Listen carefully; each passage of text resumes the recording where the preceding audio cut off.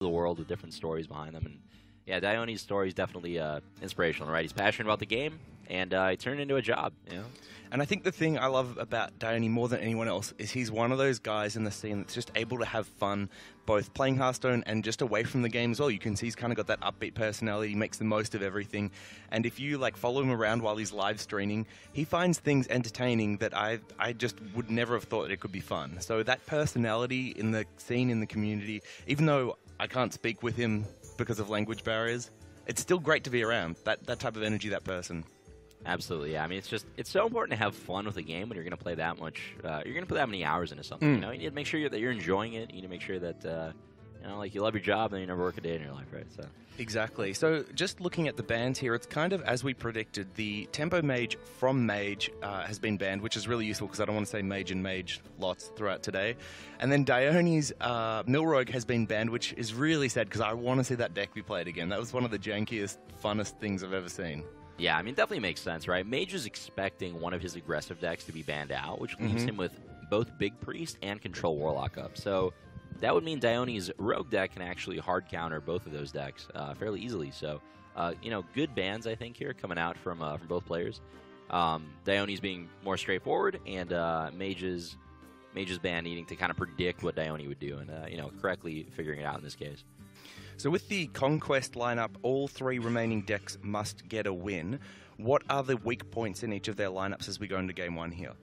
You know, it's really tough to say when it comes to DDaHyoNi's lineup because all of his decks more or less have a similar strategy, right? They're all more control-based lineups, and because of that, they're going to have pretty similar matchups across the board.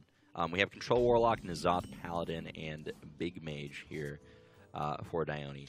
So when you're talking about the Control Warlock versus Big Priest matchup, DDaHyoNi's going to be looking to run Mage out of threats. So Big Priest is a deck that actually used to be kind of vulnerable to really slow decks because you could play your Twisting Nethers, you could play your Siphon Souls, and even though they're resurrecting these big minions, you could deal with all of them. And once you ran them out of threats, they would just lose the game. That's not really the case anymore, though. It's not as easy to do as it used to be because now the Big Priest deck has access to the brand new Priest Spellstone, which lets you double resurrect minions, which is just insanely strong in a control matchup. So there's just going to be a lot more threats to deal with for DDaHyoNi than there used to be before Kobolds, and we'll see if the Warlock deck can win despite that. And we can see, I guess, some of the tech choices already that DDaHyoNi's made in this list, which does make it a little bit greedier and helps target some of the slower matchups better. One of those being Medivh, the Guardian, which has not been spotted in any other Control Warlock lists. Rin has actually been a very common, very popular choice, which is a little bit of a surprise because a lot of people wrote that off as a card that wouldn't see play in this new expansion, but it definitely has found a spot, at least in this tournament so far. Yeah, we've seen it in every single Warlock list up till this point, so definitely an interesting choice from all the players here, and we'll see if it pays off in a matchup like this with Big Priest. I mean, if you are trying to run your opponent out of threats, I suppose deleting their deck is one way to do that. So we'll see if DDaHyoNi manages to pull that off here.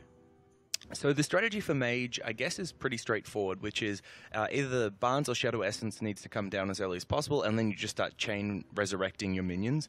From DDaHyoNi's point of view, what's he trying to do in this matchup?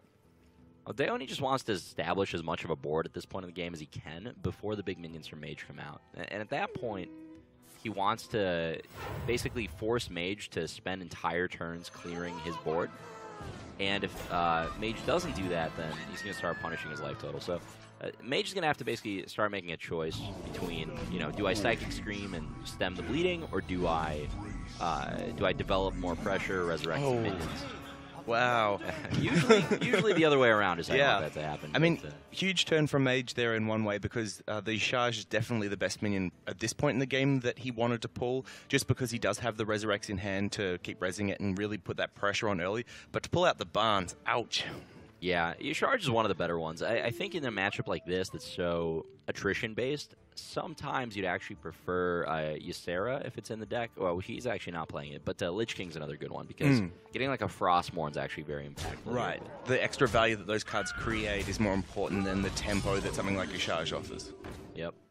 But yeah, DDaHyoNi's going to clear off the board the first wave, and it's going to be back to Mage to decide how he wants to put himself back in this. This isn't too much pressure yet from DaHyoNi's side of the table, so Mage is kind of deciding, okay, do I want to Shadow Visions and resurrect my my charge, or would I rather play Psychic Scream so that I never have to worry about this Rin Death Rattle?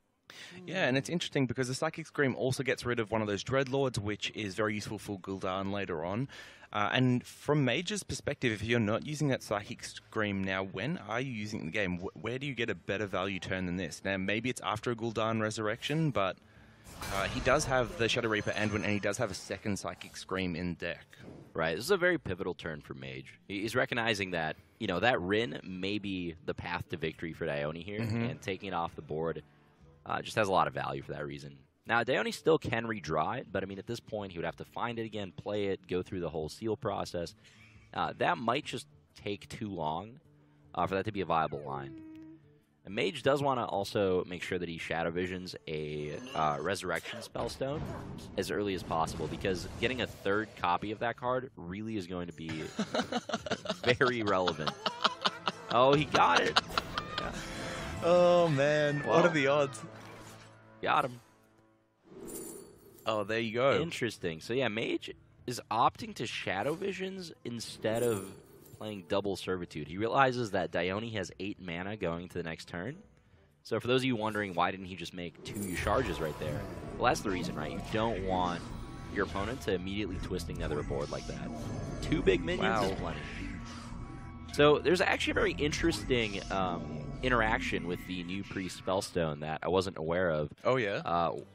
Until I, well, tried it on ladder a couple days ago. But the way it's worded, it says resurrect 2 different minions. So it actually will not resurrect 2 Yusharges ever, or 2 Obsidian statues. You can't res minions with the same name. And I was actually asking Ixar here, the Blizzard developer here in Australia. I told him, hey, I lost a ladder game. Why'd that happen? In a little bit more colorful language. I was a little bit upset, you know.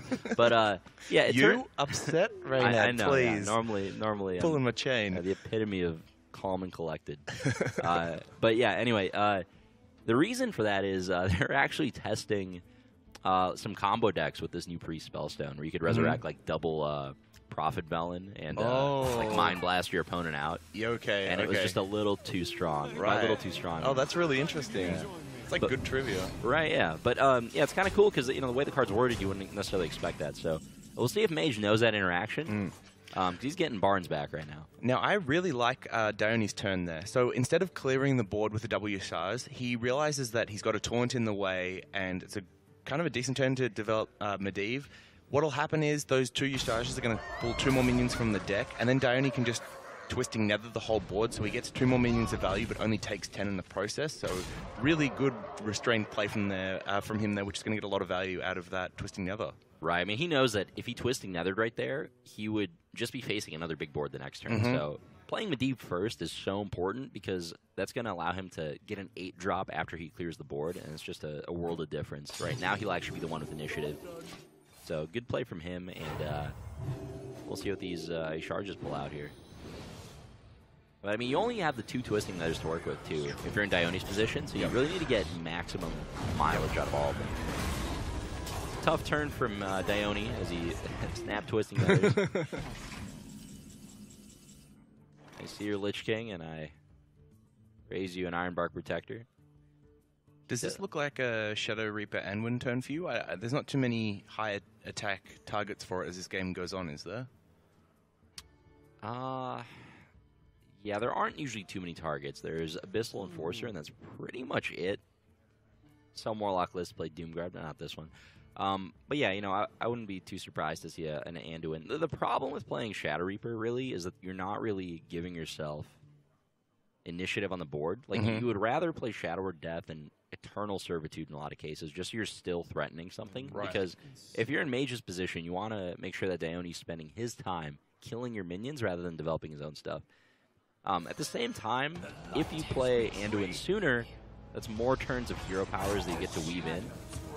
And, you know, he's also aware that I'm only getting so much value out of this Anduin. Yep. You know, killing Ironbark is probably the best it's going to do. So both viable lines of play. We'll see if this pays off for him here. Yeah, it's a really interesting choice there because you're right. This play that I picked out initially is very slow once you look at the board now, where maybe the more tempo-oriented line, especially after seeing already one Twisting Nether, is much better for Mage, because this is now a more awkward board than the one he was previously facing. There's no real clean way for him to clear this or address it.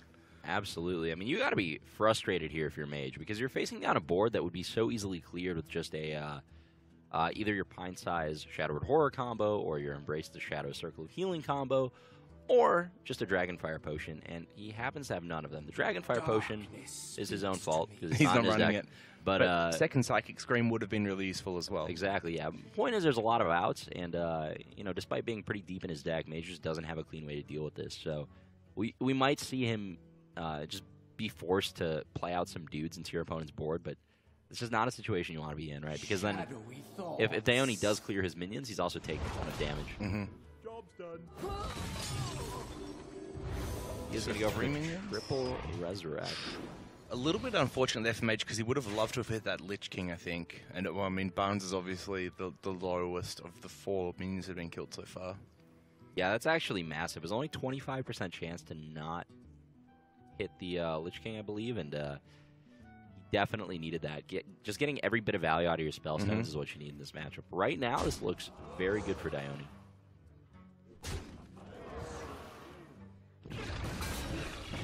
Hovering over the Void Lord and putting that down, combining it with the Doomsayer.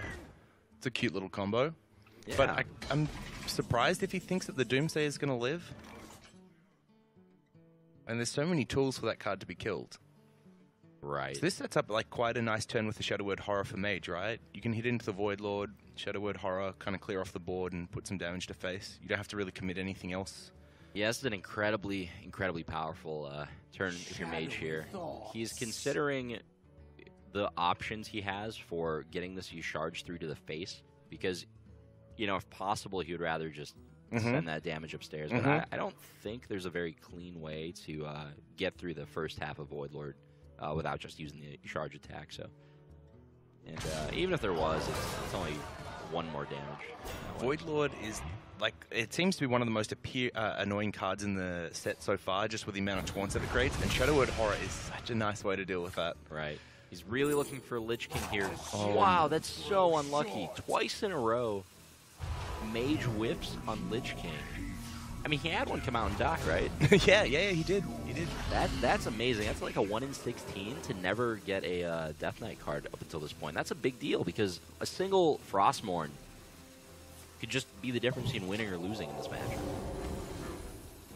Yeah, it's 15 damage straight to face. It's just so powerful in this matchup. Well, that second Twisting Nether is in the hand for DDaHyoNi, and he couldn't be happier to clear off a non-Lich King board. Get an 8-drop. Ooh, that's not a great one, though. Yeah, it's... That's the new minion that swaps decks with your opponent on Battlecry. Is that right? That's right, yeah, but it is a Battlecry, not a Death Rattle, so Mage's Togs are not in danger of getting waggled this game. I think we're just going to see him slam a 9-drop at this point, possibly just use the Spellstone. Is that up to 3? Is great, right? Because DDaHyoNi's out of AoE clears for the board now. Yeah. Oh, and finally he hits a Lich King. He doesn't really need to get the full quadruple res off, but yeah, I gotta be happy to see Lich King. Master Oakheart being drawn here for DDaHyoNi, so it's not gonna get death gripped. I mean, at this point, it is a question of, you know, can an Obsidian Golem and a Barnes maybe, can that keep up with the just like a Blood Reaver board, right, out of DDaHyoNi? You know, it's looking like probably not. It's a fairly good position to be in if you're DDaHyoNi, but your life total is precariously low when facing down a Shadow Reaper. So Hellfire, and then is Defile coming out now as well. Right, yeah, DDaHyoNi's... And then he will use the Spellstone to gain some life, finish clearing off the board there, so kind of resets it, but it does give Mage the initiative again. Yeah, he's being very careful with his life total. He just doesn't want to, you know, develop like an Abyssal Enforcer and let an Obsidian statue push through for some damage. So DDaHyoNi's recognizing his path to victory here. And yeah, when you're just facing down a 4 attack minion, you're more than happy to drop a Blood Reaver. So that's the last Spellstone for Mage, right? Yep, he's going to be happy to draw that sooner rather than later because he does need to start upgrading it, but it's still definitely a scary position to be in if you're Mage. He's going to try to kill off the Void Lord before playing Shadow of Horror. Speaks to Let's see if he has the mana to get it off. I think with Embrace the Shadow, he should be able to. Yeah. So he's just throwing away, or you can use the Death Grip, right? Yeah, so you go Death Grip, Hero Power, Embrace, Hero Power, Shadow of Horror. Spellbreaker. Might have been good earlier, but right now he already has a pretty good way to get rid of the Void Lord, so I would expect him to just go with the Embrace the Shadow line. the shadows grow short.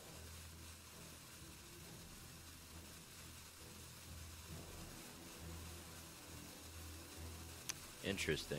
Well, he's short mana, right? Because the Oh Hero yeah, Power's not sorry, free. sorry. Yeah. No, yeah, you're right. You're absolutely right. I'm so out of it.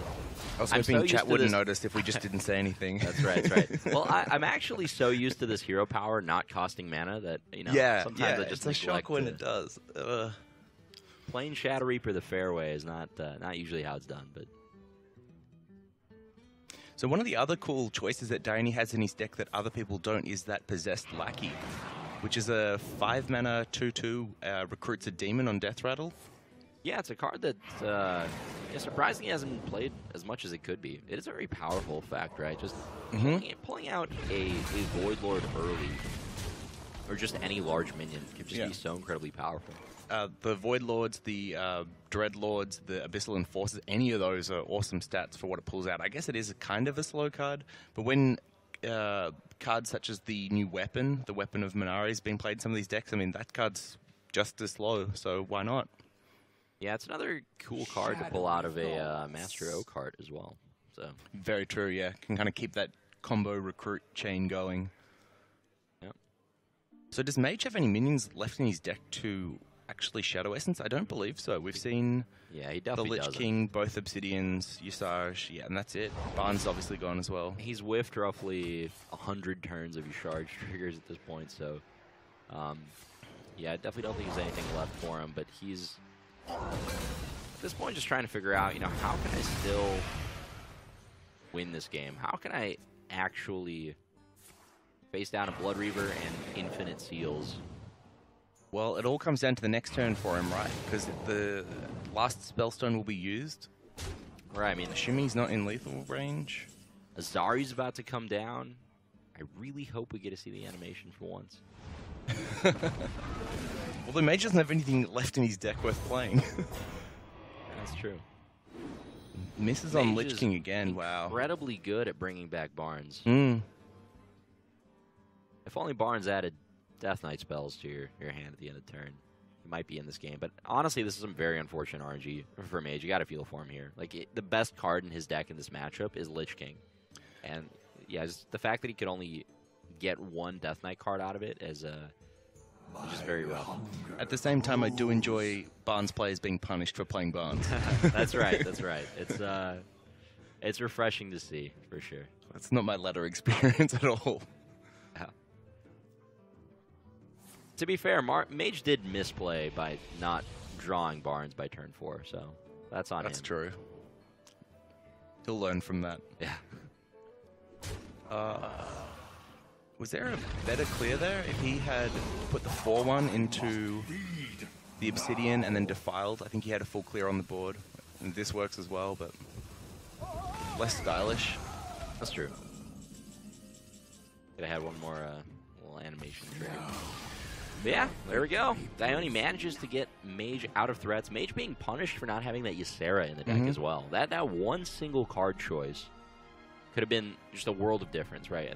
If you have a Ysera in that deck, you pull it off the charge early, that could like single-handedly have won him the game. But either way, well played both players. DDaHyoNi taking it. Yeah, and I think this will be a common theme in this matchup. We were talking about how DDaHyoNi is kind of targeting control by playing slightly greedier list, and we saw one of the tech choices in Medivh really paying off that game because the minions it was creating off like Twisting Nethers was what was really able to help him grind through Mage's threats until there was nothing left, and then just game done. Yeah, and you're absolutely. right, Mage is not running greedier lists, kind of like more well-rounded, and as a result, not having Ysera was the thing that really disadvantaged him in that matchup. So cool to see how already some single-card choices in these lists are, deciding the outcomes of games. Yeah, absolutely. At the same time, you can't really fault Mage for not including it because I believe he's been banning Priest against most players.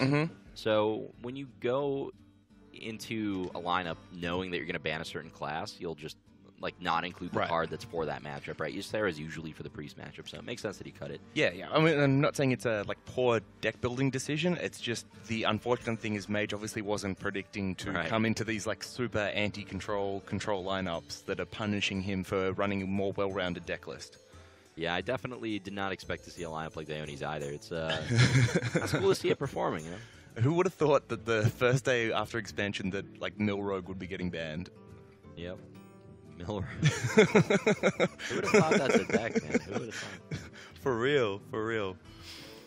All right, so what decks does DDaHyoNi have left to pick from now? DDaHyoNi has Paladin and Big Mage. So N'Zoth Paladin or Big Mage, both very slow, grindy decks that are teched relatively greedy. So, I think for Mage, he has one aggro deck still up. I believe it's the Rogue. It's not. Yeah, banned. that's right. The Rogue. It's like a tempo Rogue with the Corridor Creepers. So I don't think Mage is going to struggle to get a win with that. I think DDaHyoNi has kind of built a lineup saying, okay, well, I'm not going to have the easiest time against aggro decks. Maybe if I'm lucky, I can get a win there. But I think Mage will have that deck on lockdown. I think for him, the struggle is really going to be getting a win with his Big Priest or the Control Warlock. Yeah, that's right. Just because, even from the matchup we saw already, if the Control Warlock was to go into a mirror, DDaHyoNi's list is slightly greedier, should be advantage against Mage. Not to say that Mage can't win with it, but both of those slower decks from Mage will be the more difficult ones to get a win from. And we will see the Control Warlock now against a N'Zoth Paladin. So the only other player to bring N'Zoth apart from Eloise. Yep, absolutely. Such a cool Paladin list, too. He's got the Potion of Heroism plus Linessa combo. So both of those are new cards, so why don't you just tell us what they do? So Potion of Heroism is a 2-mana spell that gives a minion Divine Shield, I believe, and draws a card. It's like a really cool cycle card for cheap, right? Yeah, exactly. And that combos with Linessa, which is a 7-mana 1/1 that recasts all the buffs that you've targeted your minions with on it. So you get all your Spike Ridge Steeds back on it. You get to recast Potion of Heroism, so you draw a card. So it's just very, very powerful as a defensive tool if you draw your cards in the right order. So. And this, I'd say, is once again another one of those choices that in a slower, greedier matchup will really shine because it's quite easy to get, a Spike Ridge and a Potion off across the course of the game, and those two buffs alone will make that card worth running. Absolutely. So Doomsayer is going to come down. DDaHyoNi wants to take initiative back so he can drop this Call to Arms on an empty board. Now, Call to Arms, the triple recruit 4-mana Paladin card, is possibly the most powerful Paladin card in the new expansion. It is so incredibly strong, and it's being played across a lot of archetypes, whether it's control or aggro. Just the fact that you can pull cards like Dirty Rat or Righteous Protector even, or just a bunch of Murlocs in a Murloc Paladin deck. It's so strong. So. Yeah, it's a really cool card because it both seems versatile and strong, and any card like that that gets released finds its way into every deck. It's the best card since Spike Ridge Steed, and that's saying something. Absolutely. It's I think it's something we'll see for a long time to come. At the same time, there's some underplayed cards that we've seen kind of getting some play as a result of Kobolds being released. Cards that I didn't really expect to see too much of, like a Silver Vanguard that's the 7-mana 3/3 that pulls a 8-drop out. So we haven't actually seen it get played yet, but I'm cool to see how it works in-game. Now, I must say, Mage is about to have his first big decision of the game, and that's going to be whether to play the Skull of Minari or not next turn. We saw yesterday when he played that he wasn't then able to finish Rin the First Disciple's seal process because the 10-mana 10/10 that it creates that destroys your opponent's deck is a demon. So while your weapon is equipped, it then just pulls the demon out into board, ruining the battle cry. So in this type of matchup where he knows he's up against a really slow, grindy paladin, do you play the weapon or do you wait for the Rin? And they're both in hand, so... Yeah, it's definitely a tough decision. I think Mage is a player that definitely thinks about kind of his macro line, like the way that he's going to win the game. And I think against a greedy N'Zoth Paladin deck, I do think Rin is the way to go. So I definitely agree with Mage here not playing the Skull. But at the same time, you gotta feel for him, right? Like you make the choice to put the card in your deck, and then half the time it's drawn. You don't even play it on turn 5 on an empty board. And it's like, yeah, it's got to feel a little bit bad, but you know, at the same time, at least he's recognizing his way to win the game, and I agree with the lines that he's taking here. You can see just from there how powerful Call to Arms can be in a defensive Paladin deck. Being able to pull out 1/1 Divine Shield Taunt is just so annoying against for aggro decks to deal with. Maybe not as much for this matchup where cards like Defile are a thing, but you can see the versatility and power that card will have in kind of bringing control and slower Paladins back to the meta. Right, and you know, at the same time, like, thinning is something that isn't too strong most of the time. It's usually overvalued in card games, but I mean, when you're talking about pulling 3 cards out of your deck, when your deck is maybe like 20 cards, that's a world of difference, right? Mm-hmm. It's going to really improve the quality of DaHyoNi's draws moving forward. And he has a second one in hand to go as well, so I don't know how many more low-cost minions he can pull out of the deck, but they're all going to be gone soon enough. Right. I think he's got probably 2 Doomsayers left. No, we already saw 1 pop out, so there's 1 Doomsayer left. Yeah, 1 Doomsayer, 1 more Pyromancer, and that's it. That's all he's got.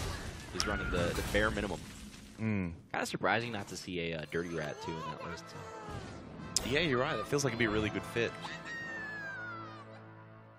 But yeah, Rin's going to come out, and Mage just wants to trigger the Death Rattle on this and start getting to work on seals as soon as possible. Yes, so for those that haven't played with Rin much, effectively Rin's Death Rattle adds a seal to your hand. It's a 5-mana card that effectively creates like a 1/1, 2/2, 3/3, all the way up to 6/6, and then after you cast that one, you get a 10-mana 10/10 with the Battle Cry to destroy your opponent's deck. So a great way to kind of like end control, and Jade Druid, for example, like that. We have got so close to seeing it played, but just not quite there yet. Yeah, I'm really sad that every time we've seen in, is it Azir? I can't remember the name. Yeah, just go with that. Yeah. Every time we see the 10-mana demon actually get to hand, we still haven't never seen it played. Some player loses in some other way, or they concede. I just want to see the animation, man, one of these times. All right, Coin Tyrion on turn 7 never really seems weak, so hard to disagree with that. Yeah, definitely a solid board here for DaHyoNi. You got to be happy with that. And at this point, it's up to Mage to decide, you know, how exactly he wants to deal with this. He does have the Harrison Jones in hand to deal with an Ashbringer, but there's a bit of a risk of overdrawing if he goes that route. And at the same time, he wants to get rid of Rin as quickly as possible so we can start playing seals out, right? Right, yeah. Running it directly into Divine Shield still seems a little bit low value, but that might be the route he wants to take. There's a decent Abyssal Enforcer play here. I don't know, this is a tough position. It doesn't seem like there's a very good way to drop a Harrison Jones this turn, so if Mage wants to clear this Tyrion, he's going to have to take some Ashbringer damage. So I think as Mage here, he's considering, well, what if I just let the Tyrion live? And it's a turn with just so many options that he's going to take his time to think through and make sure that he goes the best route. Yeah, this seems reasonable. Yeah, it's a very good line. I like this a lot. Clears off the first half of that Spike Ridge seeded Stonehill. That Tyrion, even after trading in, unless it runs into the Enforcer, it's not going to get Ashbringer right away. And Potion of Heroism, not a card I expected to see in Control Paladin. Showing up, doing some work. Yeah. Tyrion's feeling good and strong again. Second potion coming out as well. Ooh, combined with a Rallying Blade for a nice buff there. Look at the synergy here. Wow. This looks really ugly for Mage now. Yeah. Some incredible Annoyatrons DaHyoNi's managed to set up. So now he's faced with some first world problems here. DaHyoNi can either take some incredible trades here with the Divine Shields that he has, or he can start pressuring Mage's life total. And that's something that's very strong against Warlock, because they have very limited healing. And DaHyoNi knows that Mage hasn't played a single Spellstone, which is the most efficient healing spell. So he's going to kind of hedge his bets here. He still wants the big 7 damage, but he's willing to trade off 3 face damage in exchange for getting rid of Despicable Dreadlord, which I think makes a lot of sense. It's a good play. So it looks like Mage can clear here if he wants to put the Abyssal Forcer into the Steed. He can then Defile and use one of the Amethysts to clear off the Tyrion. Yeah, that wouldn't leave him with enough mana to play Harrison Jones. So I think if you're Mage here, you got to be considering just the O card, right? Like getting out a Void Lord will be more than enough to stop a lot of the pressure here. He must just be considering whether or not playing that opens him up to any lethal opportunities for DDaHyoNi. Right. I mean, maybe there's some sort of equality. All right. He is just going to go straight for the trade-in Spellstone Harrison. I like this. He is going to overdraw next turn for one card, but unless that card's Gul'dan, he'll be okay. And it might be. He still hasn't drawn it. Can't have that many cards left in his deck at this point. I'm sure it's something like a 10% chance to just burn Gul'dan at this point. Yeah, so what are we missing? He hasn't played a Void Lord, a Twisting Nether, I think an Abyssal Enforcer, another Dreadlord. Yeah, it can't be more than about 10. There are a lot of low-value cards that he could overdraw as well, like Mortal Coil, for example. Ooh, that really sucks. Yeah, I mean, that's a very high-impact card. You got to feel bad to lose that, but at the same time, you're just... I think if you're Mage, you're just happy it's not Gul'dan. All right, so the Amethyst Defile clears, and you can see he's coining over that now. That would leave him 4 mana to play something out. Yeah, Amethyst Dreadlord I like more. Yeah, this just leaves you with a lot better board presence. That Stegodon is sticking around for a while here. DDaHyoNi did manage to get Frostmourne, which is actually the single best card he could have gotten off of Lich King. It's such a big deal. That's heartbreaking to see if you're Mage here. Yeah, just being able to push more damage to face more casually as DDaHyoNi is really powerful against Warlock that has now spent both of its Spellstones, so it's running out of heal unless it finds Gul'dan. So DDaHyoNi's gonna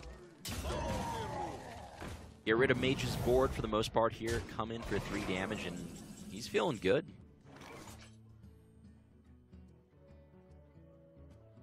Now for Mage, I actually don't know if Oakheart ever gets, well, if it's worth playing at all, because there might be one Mistress of Mixtures left. Yeah, I mean, once you lose a Void Lord, yeah, you can't just... Yeah, you're missing 9 mana of value on the card. There's no 3-attack minion that will summon now. I think there might be a 1-mana one and maybe like a 1-attack and a 2-attack, but that's pretty low value for the mana you're putting into the turn. Right, at this point, Mage realizes, you know, if I'm going to win this game, it's probably going to have to be with Seals. He is going to opt to play the Oak card. Yeah, so it's pulled 1 card, so that's 9 mana for 7-9 worth of stats. Yeah, it's not the worst. I guess he wants to do that before he draws the Homunculus and is just out of plays completely. And at the same time, he's not too far behind on board, so he can start with Oakheart here and then play the Void Lord later when he's further behind. So the thing that I really like DDaHyoNi with his play so far is that he's effectively prevented Mage from finding any free turns to develop the seals. So he's not a threat at all of, you know, Rin's quest kind of being completed and his deck being destroyed. So as long as he keeps kind of that tempo up and, you know, cards like Frostmourne are really helping like that, I feel like Mage is going to run out of threats sooner rather than later, and DDaHyoNi's going to be able to run over him from that perspective. At the same time, DDaHyoNi's pretty happy to have already drawn his N'Zoth, so, you know, even if the demon did come down, he has the most high-impact cards already. This is just one of the issues with Rin that I think is why a lot of us didn't expect to see her played, is because even in these control, slowish matchups where she should be so good, you know, by the time you get the seal off, your opponent's already drawn most of their deck. Yep. So you're not killing that many high-impact cards. Maybe if it nuked their hand as well, it would be... Yeah, and then if that's the case, you have to wonder if maybe the Skull was a better play at turn 5, with the demons that it would have pulled out throughout the game, if that tempo would have been better than trying to develop Rin as a finisher. Yeah, it would have been a very different game with Skull getting played for sure. I feel like Mage is at a pretty strong disadvantage anyway, but from this position, I don't really think there's anything in his deck that can actually get him over the line here. Effectively, DDaHyoNi just needs something to pair with that equality to clear a Gul'dan revive, and that should be game. Yep, absolutely. Well, we'll see if that Gul'dan ever actually gets drawn for Mage. He's definitely looking for it. Oh, and to be honest, he's actually already got it in hands because he can call to arm the second Pyromancer and then Equality off the back of that anyway. Yeah, that's so true. he's got the guaranteed clear. That's kind of cool. Yeah, it's cool synergy. Because with Control Paladin, you know, getting the Equality to combo with something's always been one of the most difficult parts of that deck. You know, the most unreliable part. So the fact that Call to Arms gives you another avenue of getting there is pretty neat. Yeah, absolutely. Well, DDaHyoNi's going to take his time. He realizes he's very far ahead. He's just thinking through, you know, how do I avoid losing the game from this position? And he wants to set up as formidable of a board as he can. He knows for a fact at this point, I think, that Mage only runs a single copy of Twisting Nether. Mm-hmm. And that's going to give him a very big edge in the matchup because he knows that, you know, he's pretty much free to overextend once that card gets played. And he's got so many great threats in his hand at the moment as well that he can kind of play it out pretty slowly. Yeah, we might actually see a Linessa here. I've never seen this card played before. This is exciting. It's a pretty good 7-drop. Double Divine Shield. So 7 mana for a 3/7 Taunt, Death Rattle 2/6, Divine Shield, draw 2. Pretty good. Yeah, we take those. Spellbreaker, though.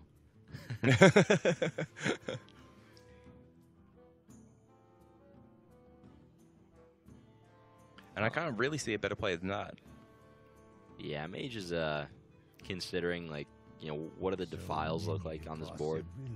He's thinking, like, what if I don't know, Mortal Coil the 3/7 and, like, run my 5/5 in, and then, you know, he can go, like, 1, 2, 3, 4. And it's actually kind of complicated, because then you can also throw the seal out with Defile. Defile makes every single turn so interesting, because... Yeah, there's always a little bit of math to do. I think, though, with Frostmourne having minions ready to revive, hanging on to the Defiles and just taking, like, the easy trades is probably fine. Yeah, Mage realizes that he's very far behind at this point, and if he waits any longer on these seals, by the time he actually gets them off, he's just not going to be destroying very much of a deck at all. So, yeah, Mage is going to start being pretty aggressive with his seals and kind of force DDaHyoNi to commit more pressure to the table. And obviously not that worried about the Linessa, with 3 damage kind of not being a big concern. Got to try and develop a win condition. Consecration, though, was a great answer to Mage's board, clearing off a lot of that. Yeah, very strong here. Ooh, now that will... It's going to be a really good Spellbreaker. Yeah. I mean, that was tempting to play to begin with, but now especially. Ooh. And this is a board that demands a Twisting Nether, and Mage doesn't have it. Yeah, that's right. He's facing a ton of damage. There's still the how do I pronounce that weapon? Valenier in the hand of DDaHyoNi, too, for a little bit more burst damage. I mean, Mage is staring down a tough board. So the Silence, I'm going to get a 1, 2, 3. Is he going to throw both Defiles into this? Yep, he is going to commit both Defiles and a Doomsayer. He just needs initiative back. I like this play a lot. Couldn't he have Mortal Coiled and saved one of the Defiles there? I think he could have. Maybe. He might be valuing the Mortal Coil higher than the Defile. Surely not. Yeah, that's tough. The only upside is it can fit in with a Void Lord turn. But yeah, DDaHyoNi recognizing that I got to keep pressuring Mage's life total here. We've seen both Spellstones, I believe, so... Yeah, he has. The only heal left would be a Siphon Soul and then the Gul'dan. Yep. Mage needs to top deck Gul'dan here. That is... Oh, he gets it! He had very few cards in the deck, so the odds were good. And I think if you're Mage here, you got to be happy to pick that up. So, yeah, if you play Gul'dan, you lose to Equality Conk. Oh, wait, no, you wouldn't, because you'd res a 1 Void Lord. Maybe it's not guaranteed, he would not res a Void Lord, because he actually overdrew one of the Void Lords. Oh, and he hasn't played one. Yeah, so he had to play the Void Lord that turn, otherwise he lost to Equality Consecrate every time. Right, yeah, it's not just that, but he wants to make sure he gets more value off the Gul'dan once he plays it, so it makes a lot of sense here to play the Void Lord. I think that is better. DDaHyoNi, though, with an embarrassment of riches. Is there anything that stands out to you for this turn? That N'Zoth card's pretty good. I actually quite like N'Zoth because it would force Twisting Nether from Mage, and if Mage Twisting Nethers, then the Equality Consecrate in hand does finish the game next turn. So it's like a guaranteed 2-turn setup. Yeah, it's tough. I think he's considering swinging with Valnir first. Maybe that changes which minion he wants to pull out. Sunkeeper tear him into an attack. Okay. This is respectable. And then he can play the Doomsayer himself, so he kind of plays around Gul'dan. So what Mage did to swing the board back with Doomsayer, DDaHyoNi now has the option to do. Kind of steal initiative back. And I would actually like to see that quite a bit. It would have been amazing if the weapon had hit the Doomsayer, because then that sets him up for lethal again.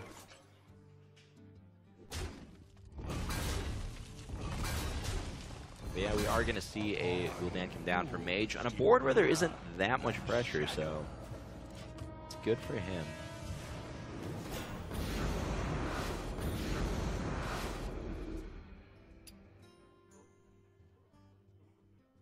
So now I think it's going to be quality O'Clock. Yeah, ideally for DDaHyoNi, he'd be able to kill that Void Lord first, but I don't think there's a way for him to do it. It's just a quality trade, and then you concentrate. Oh, of course. But you don't get to finish off the 1/3s as well, though. Yeah, you do. Oh, yeah, you're right, right. Yeah. Interesting. So you can put them all down to 1, but don't necessarily finish them. Quality, and then consecration, and then trade. Is that better? Or no, you need to do it this way, so there's only one Voidwalker that's given. Yeah, this is space. Yeah. And then you can drop the Doomsayer. Yeah, it still seems like a good position. You can't complain for DDaHyoNi here. No.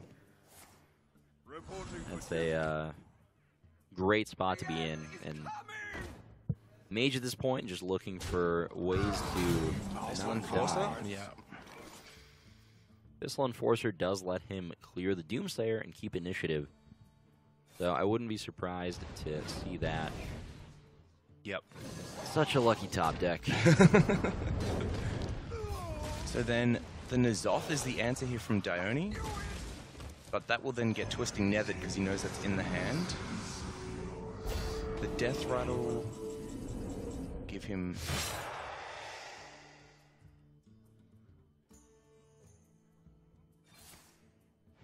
Yeah, this is tough. I think...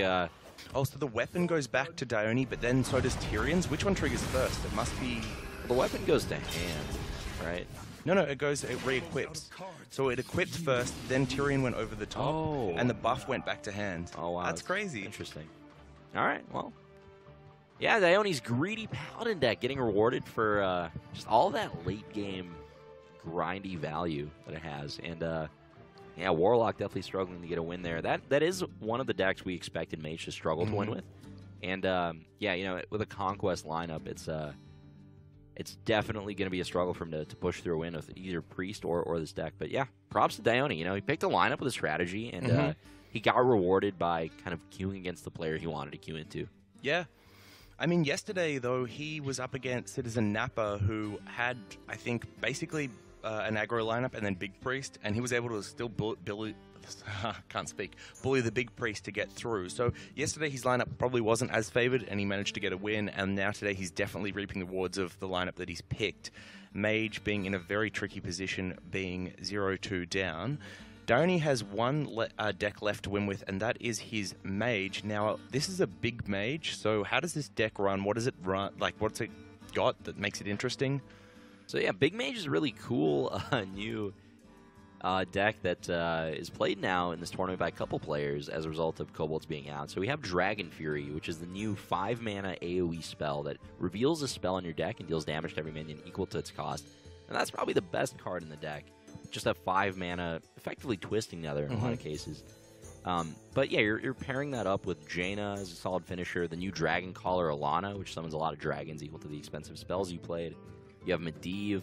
DDaHyoNi's taking it a step further and running Elixstraza, which most players don't include. And, yeah, I mean, Barongeddon to combo with that, Frostlich Jaina, just a lot of powerful tools. And that is one of my favorite combos in the game, the Barongeddon interaction with Jaina, where it does like 2 AoE damage to everything and then heals all back up because of it. It's just really neat. Right. I will say I'm very surprised by the fact that DDaHyoNi's opting to play Frostbolt and Primordial Glyph. And so why is that surprising? Because the Dragon's Fury? It really messes with the Dragon's Fury and the Well, that's okay with Dragon Call or Alana, but yeah, it's interesting. It's more of like a control mage that happens to have good Dragon's Furies sometimes, rather than going all in on the I'm only playing like big expensive spells type of mage. So I think this is just a cool control mage list, to be honest. It's kind of interesting, right? Because Blizzard is good as a 6-mana 2 damage AoE, partly because of the freeze, and then just 2 damage AoE is generally pretty good. So even if the Fury low rolls that, I mean, you can still find that to be effective a lot of the time. Plus, I'm guessing in a lot of these matchups, he's mulliganing for those early cards like Frostbolt and Primordial Glyph anyway, so probably a lot are out of the hand. Right. You're right, it does weaken it though, and obviously that's a bit of a trade-off he's made to make this deck maybe slightly better against some of the more aggressive decks. So Mage is playing probably his best deck against DDaHyoNi's lineup here. The only aggressive deck he still has up after the ban, which is the Tempo Rogue. It's one of the strongest decks on ladder right now. Wow. That's interesting. Yeah, that might come up. So for Mage, he had the Corridor Creeper in his mulligan, which is a card you do usually keep. There it is, in case you guys didn't know. The 7-mana 5/5 reduces in cost every single time a minion dies. It's actually one of the more impactful cards in the new expansion, in my opinion. Anyway, Mage decided to toss it back despite having it in the opener, which is a really interesting choice. It's a play that a lot of players wouldn't have made, and he's kind of recognizing that if my opponent's not playing minions, it's not going to be as effective. So